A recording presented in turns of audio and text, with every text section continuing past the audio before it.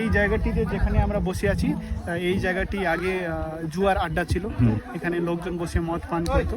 তো আমরা তাদেরকেই দূর করানোর জন্য এখানে বই রেখেছি, যাতে এখানে লোকজন জুয়া খেলে মদ পান না করে এখানে বই পড়তে বাচ্চারা আসে। এটা একটা খুব ভালো উদ্যোগ, সত্যি খুব। তো ভাইয়ের কথা শুনে বুঝতেই পারলে যে এখানে কি ছিল আর এখন কি হয়ে গেছে জায়গাটা। আর এনভায়রনমেন্টটাই এত সুন্দর যে বাচ্চারা এখানে গিটার বাজাচ্ছে, পড়াশোনা করছে, এগুলো দেখে এমনি মন ভরে যায় মানুষের। তো আমরা অনেক দিন থেকে উদ্যোগ নিয়েছিলাম যে আসবো, তো ফাইনালি আমরা কালকে গিয়ে পৌঁছেছিলাম।